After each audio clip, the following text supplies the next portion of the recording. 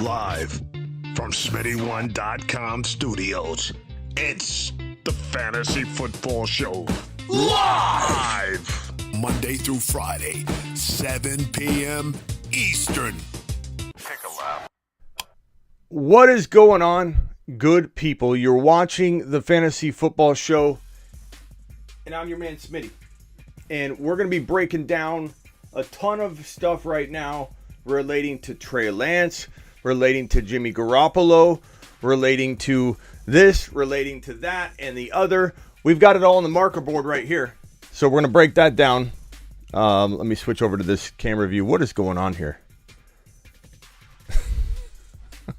Hold on. We got a little malfunction here. There we go. We're going to break down why the Niners are dropping the ball, because this team continues to hold on to Jimmy Garoppolo. They're waiting for a third rounder.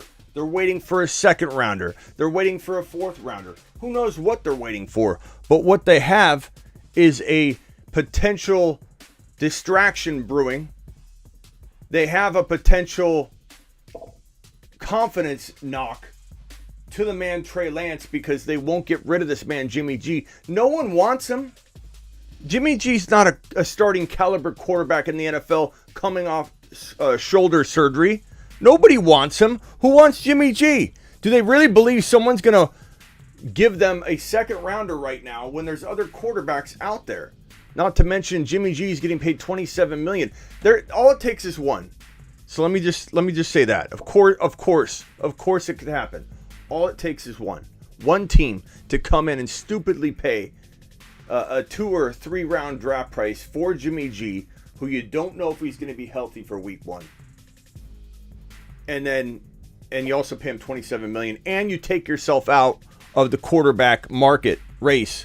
You don't have an option of bringing in anybody else. You're literally stuck with Jimmy G if you make this move. Why would you do that? Why? So we're going to break that down. But what's this really mean? What's it really mean? It means Deebo Samuel's getting more expensive by the day. You have right here Ced Wilson. Now this isn't a big deal, but Christian Kirk, $84 million for 4 years. Christian Kirk got $84 million for 4 years. Braxton Berrios' deal wasn't huge. It was $60 million for 3 years for Mike Williams. I don't have everybody on the board. All the stuff that happened today, I couldn't even write it on the board. I stopped writing. Like, there's some big name signings here. Laken Tomlinson, DeMarcus Lawrence, Devondre Campbell, Carlton Davis, and J.C. Jackson. Boy, are the Chargers going to ball in 2022? Are you guys out of your minds? Herbert's going to be a top 3 MVP talked about passer in 2022, and would not be shocked at all if he wins the MVP. Straight up wins it. He'll be in the top 3 consideration. This defense is improved. It's going to be insane. It's frustrating, though, to watch this San Francisco 49er coaching staff, management, GM John Lynch, Kyle Shanahan continue to screw up the quarterback position. They can still get out of it. They can still cut him tomorrow. They can still cut him Wednesday, cut him Friday, cut him whenever. Or they can trade him if a team is gullible enough to take Jimmy G on. But literally, I believe, and I get blasted when I go into Twitter Spaces and say that the Niners are capable of keeping Jimmy G. They're capable of it. Shanahan's capable of keeping him. He's capable of doing it. Why? I have no idea. But this man is going to, mark my words, if Trey Lance were to get banged up, God forbid, knock on wood, get banged up, God forbid, in preseason week 2 and 3, and Jimmy G's got to go out there and take first team reps, this man's going to be tempted to play him in week 1. We're going to have a controversy on our hands. Absolutely frustrated with the 49ers right now. Hopefully they cut him, but we'll be talking about this on the Quad Box. I'm not the only one. I see a couple comments that they're just doing their due diligence, but I don't think that's the case. I believe they're not getting any offers, and I hope to God Shanahan has the balls to cut this man and not keep him on the roster and wait for an injury to happen. You know what I heard all off-season long, or all in-season long, during the 2021 entire season? We're playing Jimmy G because we're upping his trade value. How are we going to get anything for trade with Jimmy G if we don't play him? How do we play him? Doug, you're about to get booted because you're not listening, Doug. This comment right here. Have you not listened to a word I've said? Smitty is drunk. Jimmy G isn't going anywhere. I just said he might not go anywhere, Doug. Are you not listening? I just said that. Those words just came out of my mouth, Doug. I just said Shanahan's probably not going to trade him. Watch. And Doug, you have the nerve to come on my show time and time again and just disagree with everything I say. Doug, the sky is above me. You would say, technically, you're at an angle right now, Smitty, because there's no up or down in space, and it's not above you or below you or to the side of you. Doug, I don't care at this point, Doug. I just said the words that you just put on the screen there. I just said those. Those words came out of my mouth, not your mouth, Doug. Stop taking credit for what I'm saying.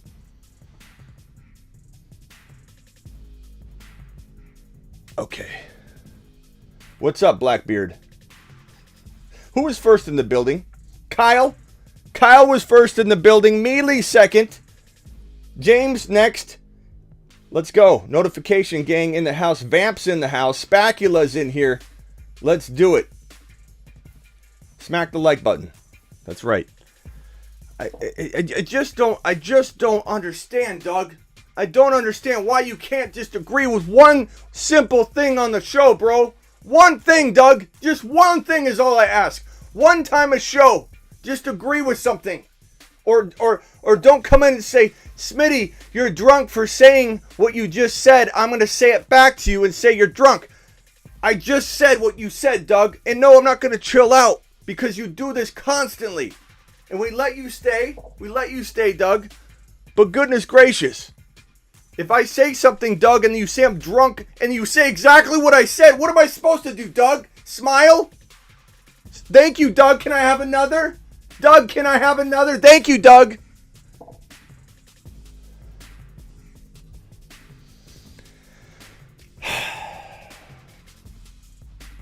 Oh, Noah said, Doug, chill out. I thought Doug said chill out. Either way, doesn't matter. How's Noah on my side? How is Noah on my side? Part of me thinks Noah's so excited that I'm yelling at somebody else. Noah's like, this is great. I'm off. Smitty's off my. I'm out of the doghouse with Smitty. Honestly, Doug's taking the cake, Noah. I think you are Doug, to be honest. I'm not sure. Smitty, you love me. You're welcome. Doug, part of me likes you. You're like that kid in school that talks all the time and bothers everybody. And then when you're absent for a moment, we all say, hey, where's Doug? Where's Doug? Then you come back the next day. We're like, shit. So, yeah, Doug, we do appreciate you a little bit. But, Doug, read the room, Doug. That's all I ask. Come in and read the room once in a while. Can you do that for me, Doug? Can you do that for me? Back to what I'm saying. The 49ers are absolutely punting the offseason so far. They need this Jimmy G money, this 26 to 27 million that's tied up. They need it. Yes, if they cut Jimmy G, they still got to pay like a $7 million cap hit. Big deal. Move on.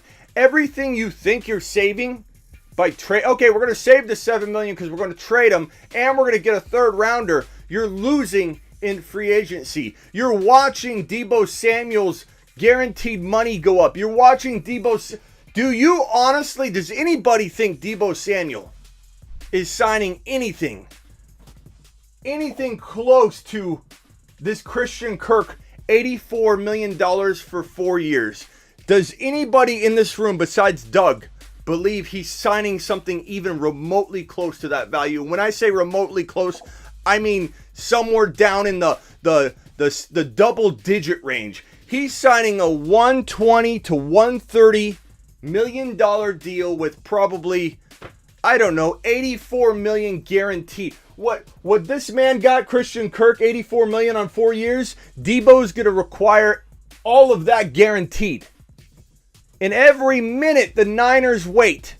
And you guys know how much I love Trey Lance. You know how much I love the Niners from a football and fantasy football perspective. This environment's going to just breed fantasy football success. You know I love the Niners and Trey Lance in this situation. You know it. You know it. But I'm ultra critical of Shanahan.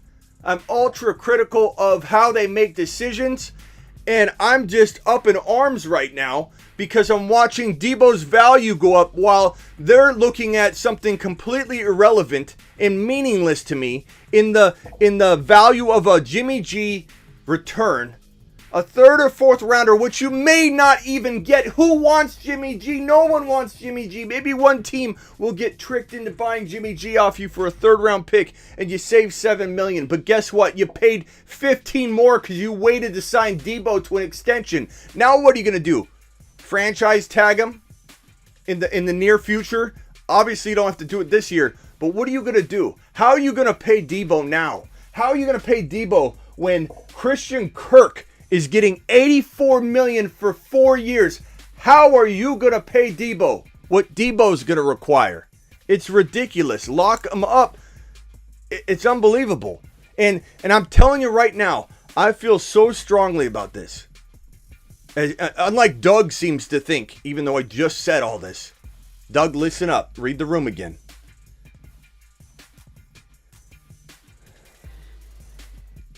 I know Doug's trolling. I know Doug trolls half the time, Lance getting traded to the Saints. Doug trolls a lot. But I really believe he believes all this. I truly do. Otherwise, I wouldn't be so hard on the takes. I truly believe he believes this. Why does Kirk get a contract before Adams? He might hold out now. That's what I was just about to say. You're a mind reader, Grossman. You're a mind reader. You've got a brain the size of a Cadillac, bro. This is what I was about to say, Grossman. This is what I was about to say. If Adams gets his deal, and he will, guess what? Deebo's value goes up another 10 mil. Another 10, just another 10 spot. Because Adams is going to get something way above Christian Kirk. Deebo's going to want something above Adams because he's younger and he just carried the 49ers on his back into an NFC championship game and then was completely disrespected by Shanahan by getting one touch in the second half. This man feels the Niners have some explaining to do. This man feels like the Niners owe him, and he is 100% correct. This guy's playing running back and wide receiver. As far as he's concerned, you can say, all of us can say, that Adams is better.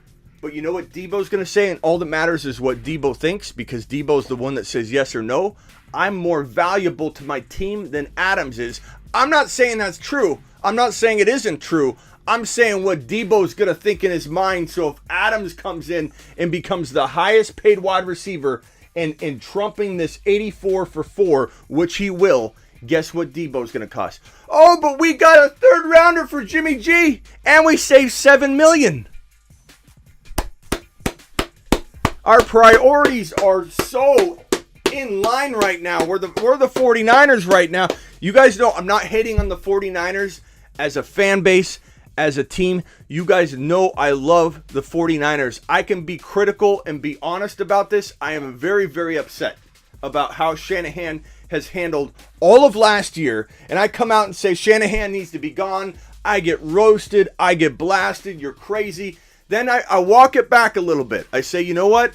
I let my emotions get the best of me. I admit, he did turn the season around slightly. He didn't start the best quarterback, but you guys did win. And then once he plays Deebo. He gives him one touch in the entire second half of that NFC Championship game. One touch. And now we're back to what?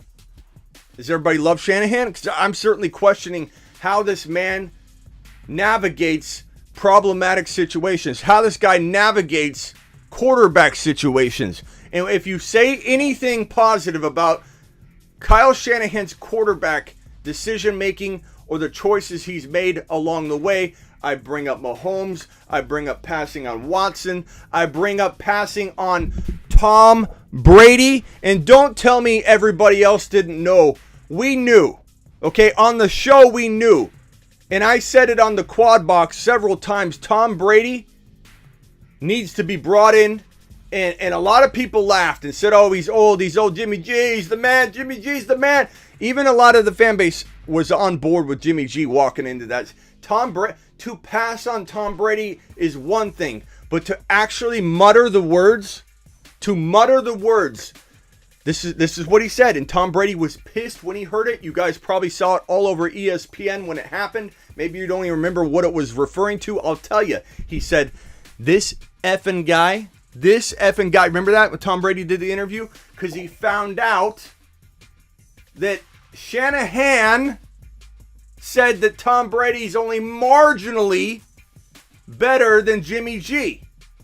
Marginally. This is the man that's continuing to make the quarterback decisions in San Francisco and personnel decisions. Look, Shanahan is a beast when it comes to schemes. He is a beast when it comes to play calling. But what he's having a problem with is running the entire restaurant when OCing is his thing.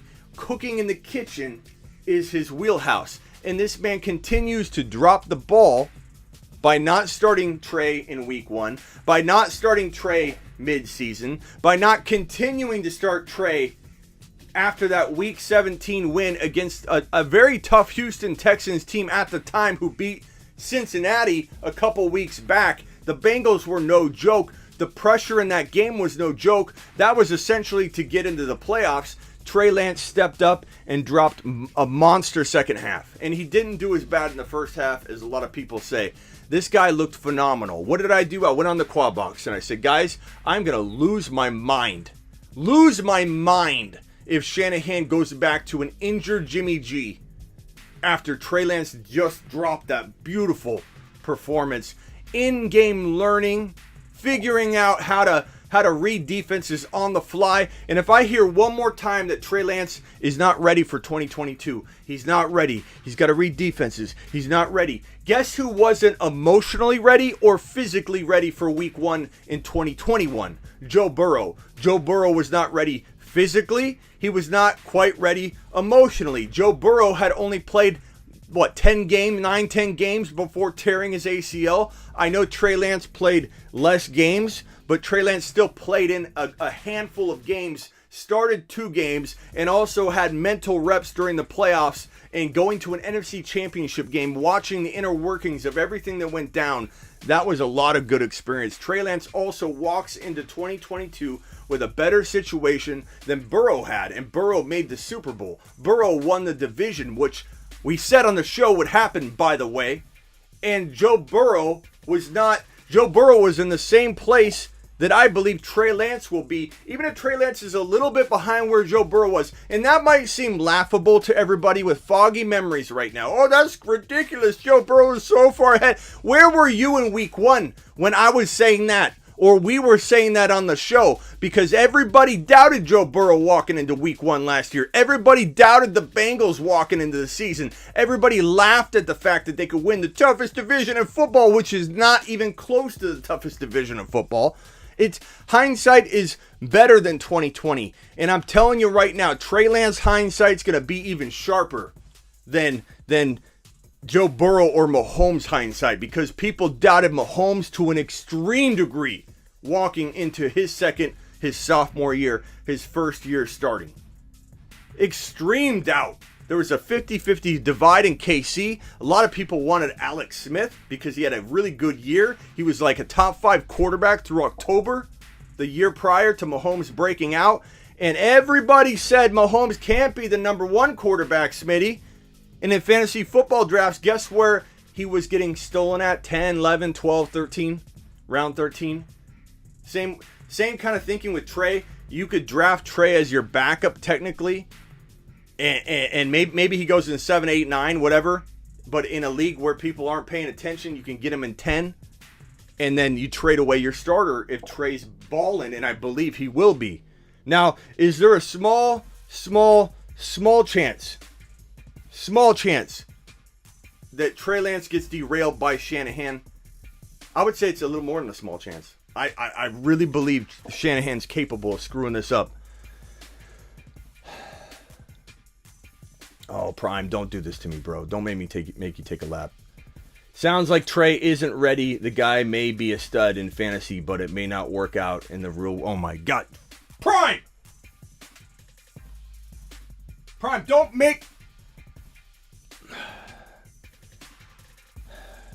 You did this to yourself, Prime.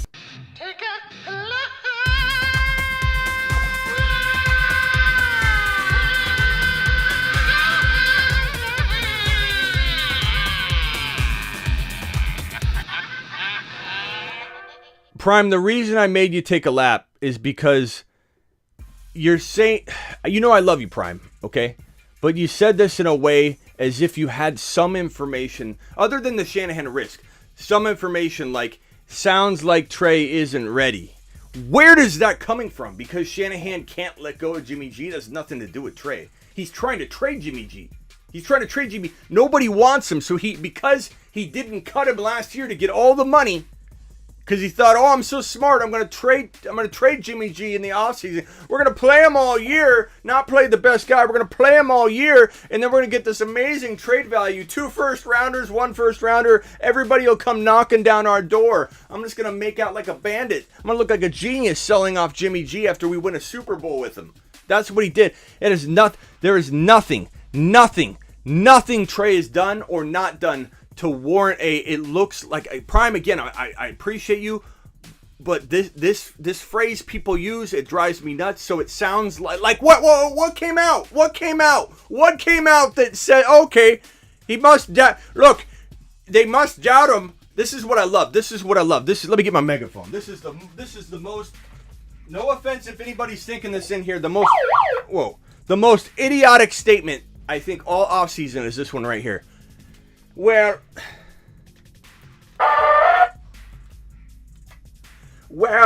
Smitty, if he was so good, don't you think they would have used him?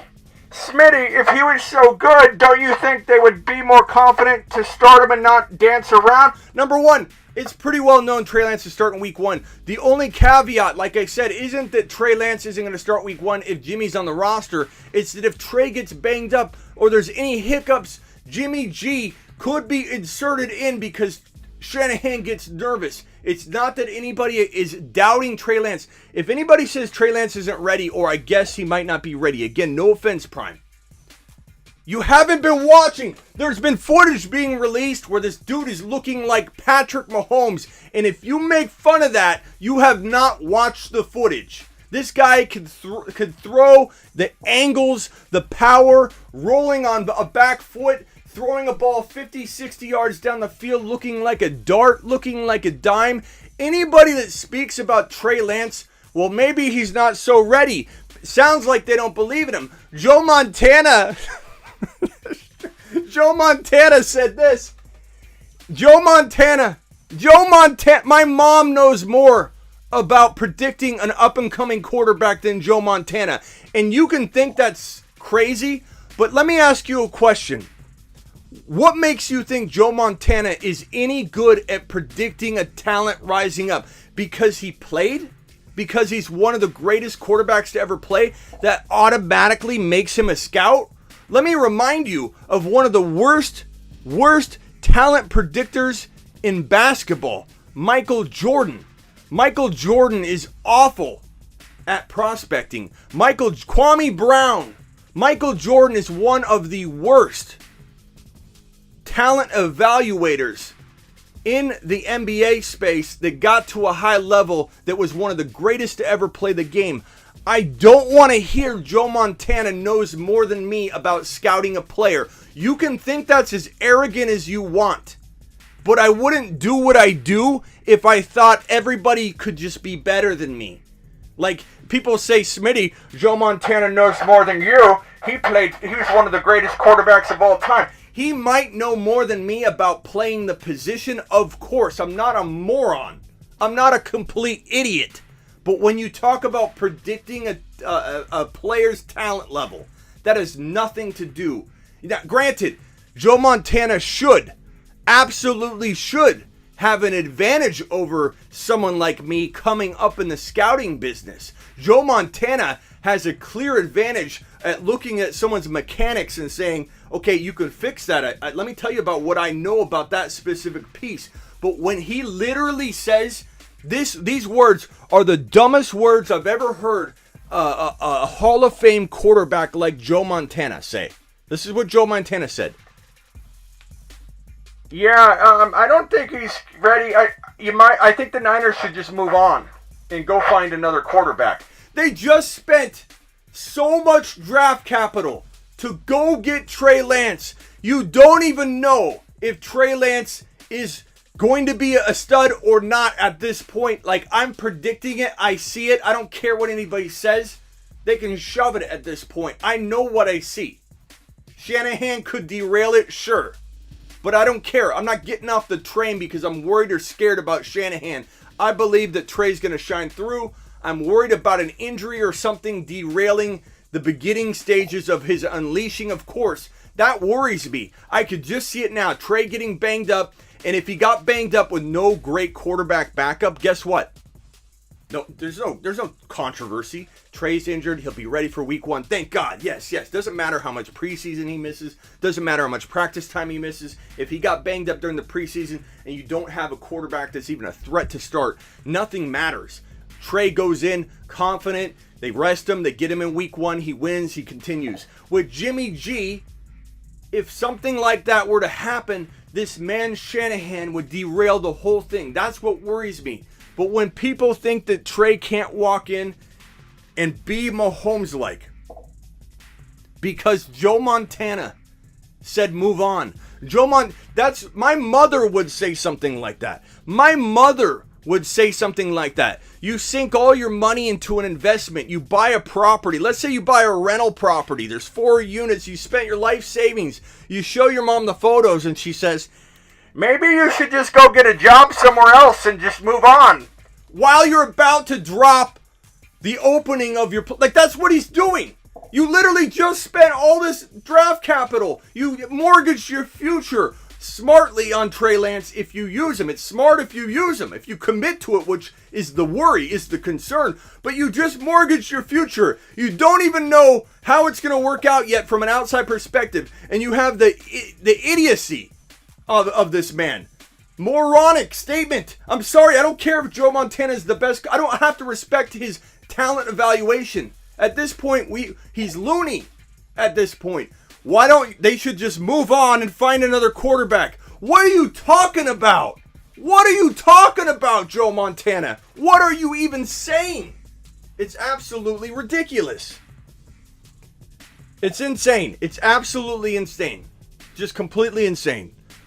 And you know what? I don't care. Because you know what people told me over and over? Josh Allen isn't it. Josh Allen doesn't have a good accuracy or the ability to be a good passer. He's got a big arm, no accuracy, and the guy can only run the football. He's a one-trick pony coming out of his rookie year. And if I get a person in here that says that wasn't the consensus feeling, I'm gonna rant again. Doug, don't even try me, Doug. Don't even try. Doug, read the room. Read the room, Doug.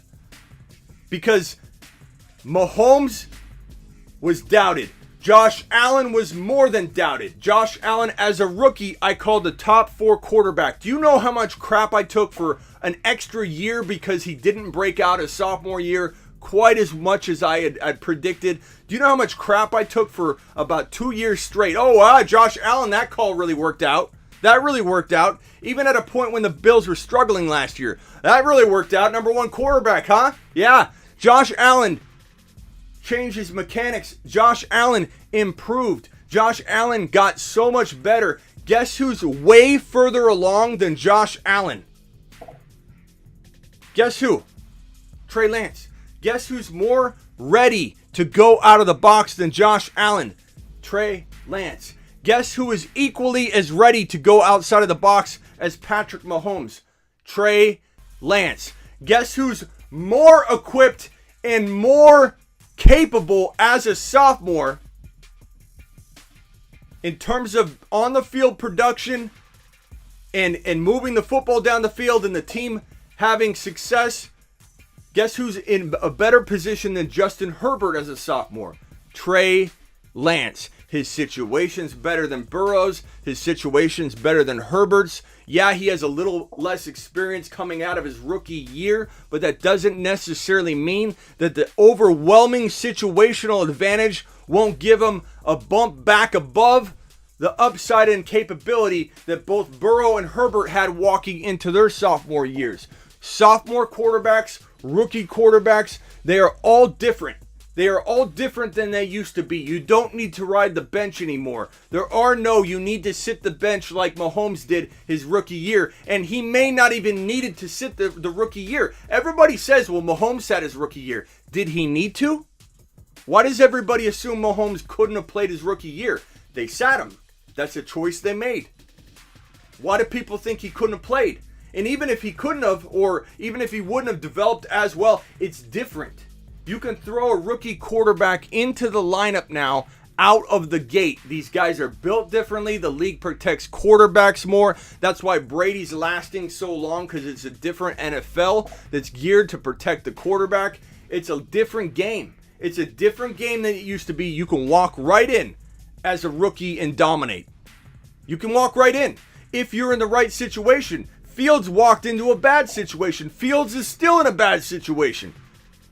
Zach Wilson walked into an awful situation, and he started to look good at the end of the year, and there's promise there that okay, this is the kid we thought we might see, but his situation was garbage, and it's going to get better slowly, and Zach Wilson's going to be special. Trevor Lawrence, we knew it was going to be a reset year. That guy's rookie year basically down the drain, learning a whole new, like everything's new now to him. Everything's like he's a rookie. He's going to thrive. This quarterback class from 2021 is amazing, but guess who the number one quarterback is from the entire lot? And it's not just because of talent. It's talent meets situation. It's Trey Lance. Trey Lance, nobody has Deebo Samuel, George Kittle, Brandon Ayuk. You have a running game. It doesn't even matter who it is, but Eli Mitchell looks like a top 10 running back in that system. And when you put Trey Lance into the system, guess what happens? You get another half yard or entire yard per carry more out of Mitchell. Because you have Trey Lance navigating all over the place. You can't stack the box like you used to. You've got to spread the defense out. You can't be as tight as you used to. All the gaps, the running gaps and lanes are slightly this much more spaced out. The receiving lanes are this much more spaced out. Everybody's backed up just a little bit more. In general, your entire defense that you're looking at every single snap is different than it would have been had Jimmy G been in there, unable to throw anything past 12 yards. This guy throws 4 passes. He's a 4-trick pony, Jimmy G. Trey Lance can score from anywhere on the field with his feet or his gun, his cannon. It's going to be magnificent. Only Shanahan can stand in this man's way, and I hope to God we aren't looking at that type of situation. So that's my rant for right now. How do you guys like the setup here with the marker board? Not every time, but I'm thinking potentially some of the shows will be themed differently. I don't know how you guys feel about the Monday through Friday 7 p.m. show being in this setting or not. Please let me know if you like this a little bit better than the other setting, because we're in, I'm doing both. So tell me which one you want to see this in. I know I'm a little riled up right now. I know I'm a little... Prime, I hope you didn't take that the wrong way. Grossman, big size brain, bro. Big melon on top of that neck of yours. Trey Lance is special, says Swaggy. Not everyone is special. There are a lot of QBs with talent, but a lot of them have intangibles. I hope you're not talking about Trey. I hope you're talking about Trey in a good way. I'm going to ignore that, Jose. Smitty, what would you like the Seahawks to do going forward? I'd like them to go after Watson, but that's what we're going to talk about, and that's not going to happen because a report, and this may or may not be a true report. There's a lot of smoke out right now, but let me drag this over real quickly. This is the newest report on Watson.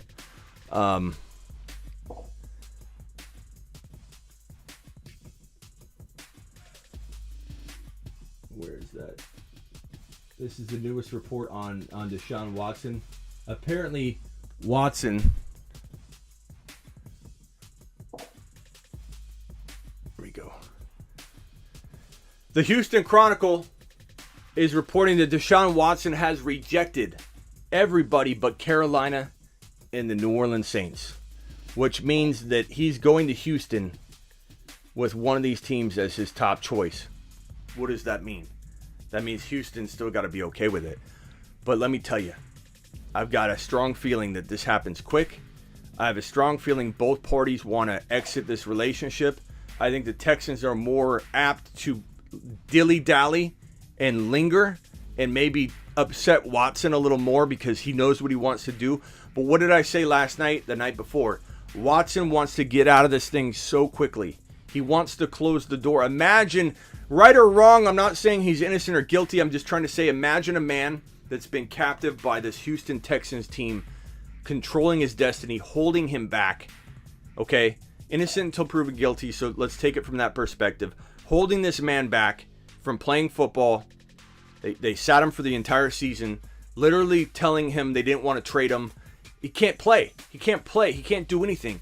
And now he's got an opportunity to go meet with teams. That first team, it was probably a rebound type relationship feeling he had. He could have went to the I don't know, throw the worst team out in the league. He could have went to the somebody threw out the worst team in their opinion in the league. Like, I want to say the Jets, but the Jets are going to potentially turn things around.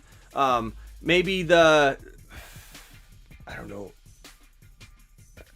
Someone give me a team. Someone give me a team they think is the worst situation. Let's mirror that in. Jags are going to get better, though. That's why I'm struggling, because I like the Jags and what they may do, but they're spending a lot of dumb money right now.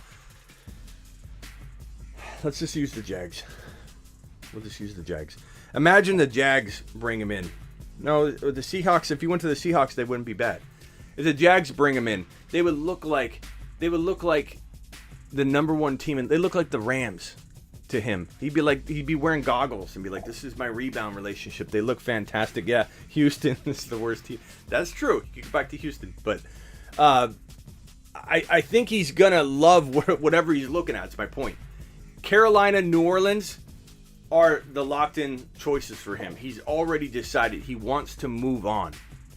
Falcons are a decent Washington football team.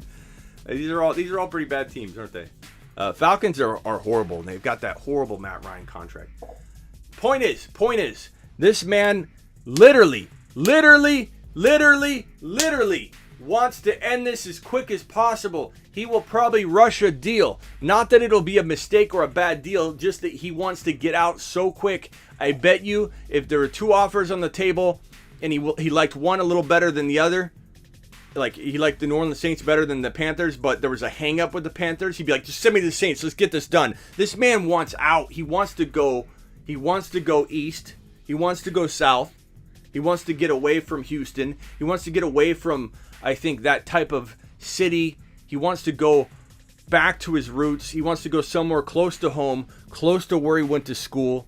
He wants to feel a different feeling and create a new potential vibe for himself, if you will. And so I believe that's why this is going to happen quickly.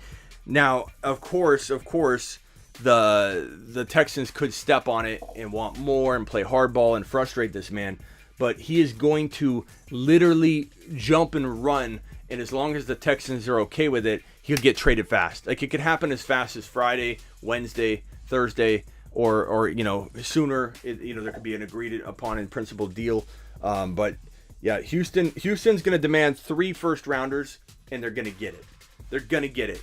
Think about it like a housing market. Even though you know that the Texans are desperate to get rid of him because they don't want him, they're still going to play hardball. But even if they were desperate and you knew it, the demand and supply and demand will take care of the price.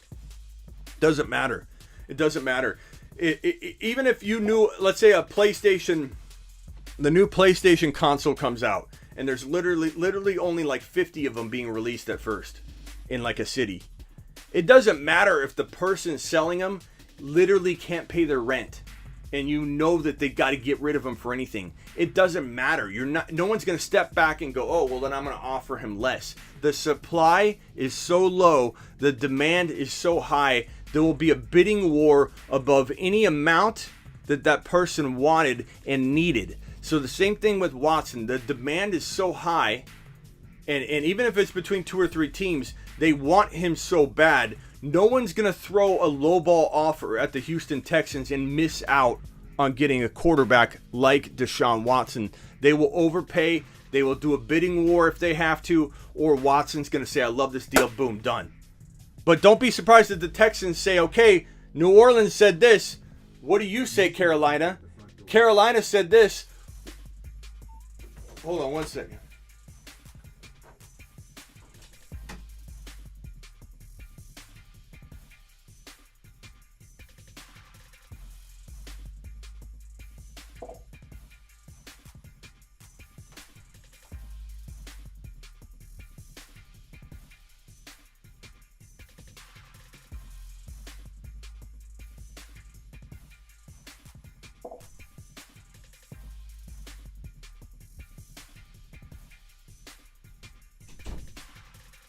Okay, sorry, we had a package I had to sign for. Could not let that package go. We're doing work here at the Fantasy Football Show. We need a receptionist. We need somebody to get Coke Zeros or Mountain Dew Zeros for Smitty. Sign for packages. Let me know if you're interested.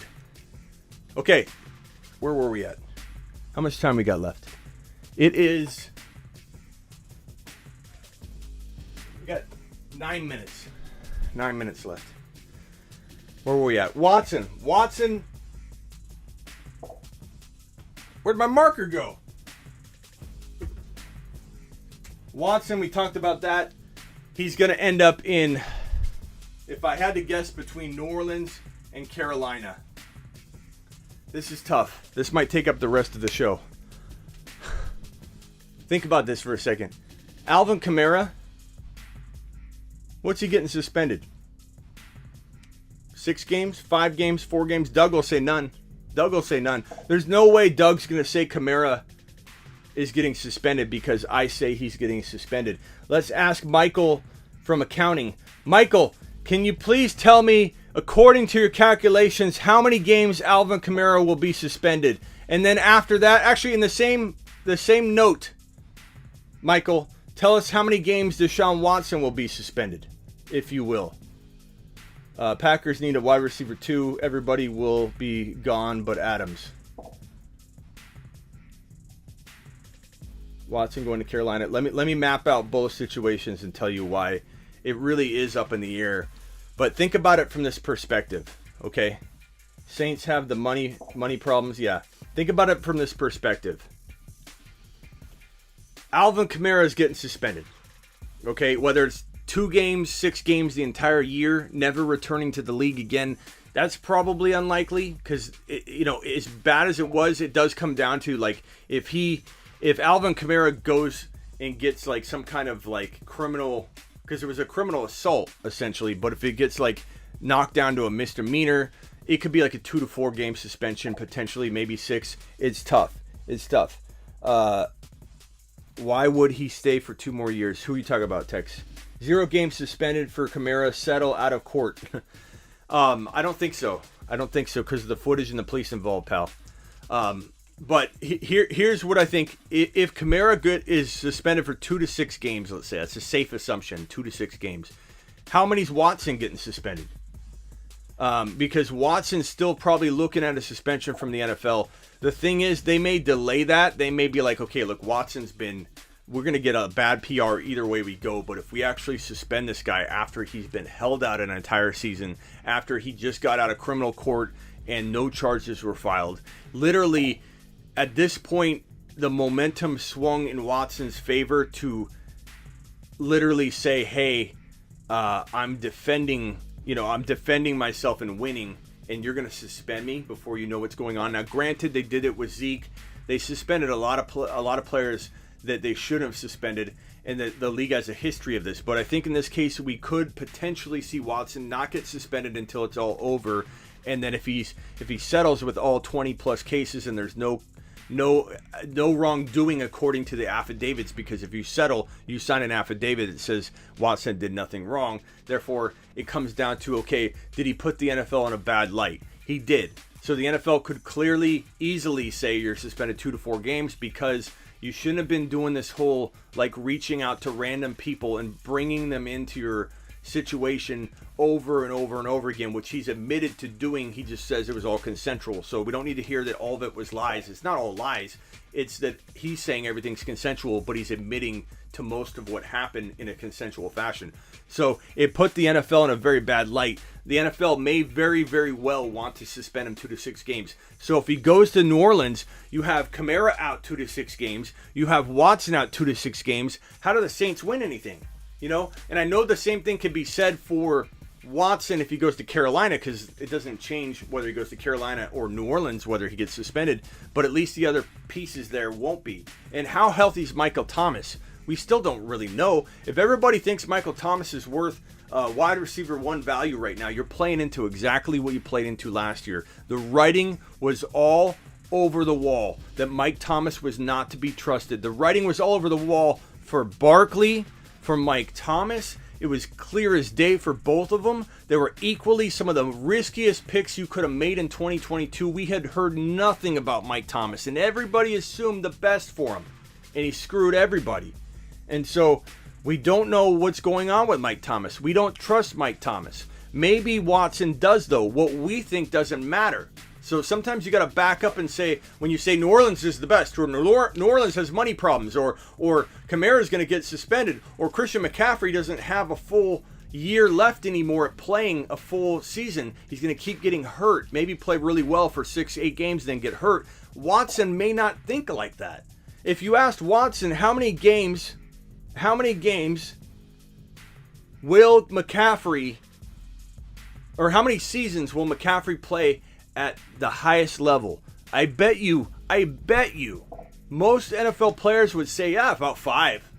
I don't think NFL players have a good grasp on that kind of thing. They're focused, they don't care about that stuff. They're not looking at the details. We are like outside looking in from above. We see everything differently than an NFL player that's embedded in one situation and focused on that. They're not looking at historical data and know that McCaffrey's not likely whatsoever to be good for another year to a year and a half. Like, he could be good for one more year. That's why some of us are drafting him at 12 and 13, 14 overall, because there is a chance. And even if he plays 14 games at that level, let's say a 4 to 5 game window in between in the middle of the season, but he comes back and he goes on a tear, you have yourself, if you pair another player with McCaffrey, like let's say you draft Ramondre Stevenson, and the games you are without McCaffrey, you start Stevenson in 4 games, and combined you have the number 1 running back. Like, that's why we think the way we do about maybe drafting McCaffrey for one more year. But you ask someone like Watson, how many years does he have left as an elite talent? He'll say 5 or 6. Like, he doesn't know. And Mike Thomas, he'd probably be like, Mike Thomas is the best wide receiver in the league. Like, they don't know. Players don't know because they're too focused and they're in their own microcosm. They don't see it like us. So we can't sit here and necessarily use our logic to paint a picture about where these guys will ultimately land, because we don't truly know. Now, I will say, of the two situations, Carolina feels, I visualize it more, if that sounds weird, and I picture it more. I really do. And I feel like Carolina, with McCaffrey, with DJ Moore, it seems like the right fit for him.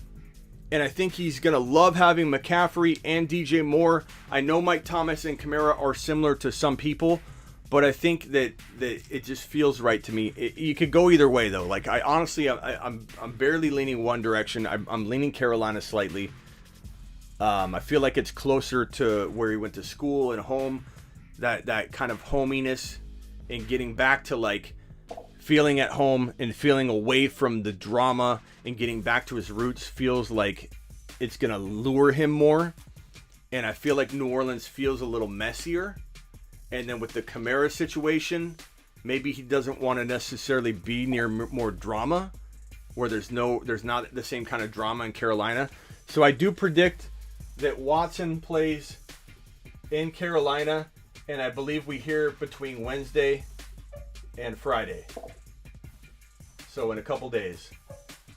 Trey Lance, I predict Trey Lance starts week 1, but I am worried about what Shanahan's doing right now. I predict him to be a top 5 to 7 quarterback. We got Brady back in the mix in the NFC. We got A-Rod back in the mix in the NFC. NFC got a little tougher in terms of quarterbacks, so it doesn't scare me off from having Mr. Trey Lance in the 5 to 7 overall for quarterbacks in 2022. Don't draft him there. Doug, don't draft him there, Doug. I'm not saying to draft him there. I'm saying he can finish that high. Deebo Samuel, I fear, is going to eventually be tagged because how on earth can the Niners afford him as they sit and wait and let Jimmy G sit on their bench and try and get a 3rd or 4th rounder and get $7 measly million back, which is a big amount to us, but to the team it's not. When they're easily losing that every single time, they're probably losing 7 to 10 million every time one of these wide receivers lands a monster contract. I don't understand what the problem is. I don't get what the thinking is. I don't understand it whatsoever, and I wish it could be explained to me by Kyle Shanahan himself. This man is a disaster. This man doesn't know what he's doing when it comes to personnel. He's a great scheme artist. He's a very, very great offensive coordinator when he's focused. He can take his foot off the gas pedal, which is what this man right here, Trey Lance, will be very beneficial in that scenario because he will be able to improvise his way out of Shanahan's bad play calling. Jimmy G needs to be released. Jimmy G is, in my opinion, no better than the 33rd best quarterback in the NFL. Right now, there are several teams, I believe 6 teams, 7 teams-ish, that need a quarterback walking into 2022. 2 or 3 of those can be occupied by rookies. I can easily go find 3 more free agent quarterbacks that are better than Jimmy G walking into 2022. And if you say that's untrue, you're not even factoring in the fact that he had surgery. And then you might say something, look, I'm not talking about the surgery. I'm talking about just like talent-wise. I'm not talking about anything but 2022. And right now, Jimmy G's going through shoulder recovery. And he's got a thumb that we don't know what's going on with that. He played on that thumb. Probably made it worse. They say he doesn't need surgery, but do I believe him? No, because the man announced during the combine that he needed surgery. On the shoulder, at the combine. Worst timing ever. Why would you announce that at the combine? It's ridiculous. Jimmy G is madness. Is absolute madness. That's going to do it for the show today. Actually, you know what? Let's not stop it yet. Let's do a little voicemail action. Let's do a little voicemail. I'm sorry, I didn't see. Does everybody like this setup better than the other for this particular show? Of course, everything else I do, I'll film in the normal set, but I'm just curious what you guys think about this environment and how it works and flows. Hey, Smitty, it's Tariq. I hope you're enjoying a happy Sunday. This breaking report that Tom Brady announced. Oh, yeah, that's old. I'm sorry. Thank you, Tariq. I live in Tampa. As a Bucks fan, I'm praying and hoping that this is the truth. This man retired for 2 months and said, nah. It is the truth. Get ready. Hey, Smitty, it's Tariq. Thanks again for your hard work and going on live, talking about the GOAT and retiring and Tom Brady. Just on a side note, when you get a chance, there's breaking reports that the Vikings are giving Kirk Cousins a 1-year extension at $35 million. What's your thoughts on that? Thanks, pal. Yeah, they're just kicking the can down the road even further. We'll deal with that later. Let's just get out of a mess right now and take it. Like, Kirk Cousins is one of the most overrated quarterbacks in the NFL. However, he's good enough, efficient enough to get the football to Justin Jefferson, so I'm not too worried about JJ. I'm really not that concerned. Would I like Watson to be in Minnesota? Yeah, that's not going to happen. He shot down all their offers, so pipe dreams can say goodbye. We could say goodbye to the pipe dream of the Vikings somehow. Like, people were crazy to think this was possible. There's so many moving parts. Somehow the Vikings are going to trade away Kirk Cousins on one of the worst contracts known to man. $45 million. Then they extend him. $45 million. I think he's getting $70 million between this year and next year. I believe he's guaranteed $35 million next year. He's getting $45 45. I think he's getting, like, they restructured. He might be getting like 30 to 35 this year and like 35 next year. He's literally getting $70 million, I believe. Can anybody confirm that that's correct? Do I have the numbers right on that? I don't want to speak out of my rear end there. I believe it's like $70 million. Somebody confirm if those numbers are right. I'm not 100 on that now that I think about it, but I think it was something along those lines. One of the worst contracts I've ever seen. And they extend them just to get a little wiggle room. They just kick the can down the road a little bit. But guess what? Justin Jefferson will be okay. It's go time, baby. Tommy B's back. Tommy B's back, baby. He's back. Yeah, so if anybody thinks that was a possibility, that wasn't. To move Kirk Cousins on an awful contract and then to also coordinate pulling off a trade. And what are you going to do? Trade Kirk Cousins not knowing if you're going to win the Watson sweepstakes? You know? And then other people say in Indianapolis, like we broke it down just to break it down the other night, but a lot of people have been saying Indianapolis was going to get in the running for Watson. They're in the same division. And actually, a report came out today that they called. Hey, you mind sending Watson next door? Can he come play? No? Okay. They literally told them, you're out of your minds. Like, we're going to send you Deshaun Watson in the same division. Tommy Boy's back. TB12, let's go. Let's go. Let's do it. Jim. Hey, Smitty. With Chase Edmonds moving to Miami now, what's your realistic expectations for James Conner in Arizona and where we drafted him? Yeah, so good question. I love Myles Gaskin, and this puts a damper on that. But I will say that Myles Gaskin will probably go as cheap as a player could go. So scoop him up and hope that McDaniel wants to utilize his skill set. Because I don't care what anybody says, Myles Gaskin's a talent. He's a talent. And McDaniel's really good at using guys with his skill set. So Chase Edmonds has a real tough time staying healthy. One of the best handcuffs in fantasy football 2022 could actually be Myles Gaskin. So now he's no longer a starter that we're all like, he's disappointing, overvalued. He's now a handcuff. He's now potentially, I won't call him a super handcuff yet. Maybe he gets to that point for me. But I would call him one of the best handcuffs in fantasy football. You know, outside of Tony Pollard, A.J. Dillon, who's not even a handcuff. He's really like a self-contained starter. Tony Pollard, kind of the same thing. You almost can't call them super handcuffs anymore. Almost like sleeping giants that are kind of eating and feasting already. Tony Pollard, Madison's still a super handcuff because he's not getting work until Cook goes down. So Madison, Gaskin, and then you've got these sleeping giants that are currently eating full-course meals in freaking A.J. Dillon and Tony Pollard. As for your question, Chase Edmonds, injury risk to me. I'm not going after him. The capital is going to be way too high. The track record's not proven enough. I'd rather get Gaskin and not touch the other part of that offensive rushing attack. As for Connor, great. He's injury prone, but he's a touchdown machine. The Cardinals are kind of in shambles right now with the Kyler Murray situation. They will lean on the run no matter what. They need him back there. He's a great asset, but I don't know where I draft him yet. I'm not taking him like in the second round or anything. So we'll have to see where his ADP shakes out, but I'm kind of excited about him, but I don't know where I'm going to draft him. Hey, what's up, Smitty? Happy Monday. It's Tariq. Hope everything's going well. News just broke on the Pat McAfee show that Mitchell Trubisky signed a contract with the Pittsburgh Steelers. How's his outlook going to be with the team in 2022 and the value for Najee Harris? Is he going to take a dip with his quarterback? Is it Trubisky? Thanks, pal. I'm going to say Trubisky is... It's better than it could have been. Jimmy G would be awful. Trubisky's not bad. There's at least an option. He's about as good as Roethlisberger in a worst case scenario. He has more potential than maybe some of us give him credit for because he was in a horrible situation. But is he broken? Can he still turn it around and become a good quarterback?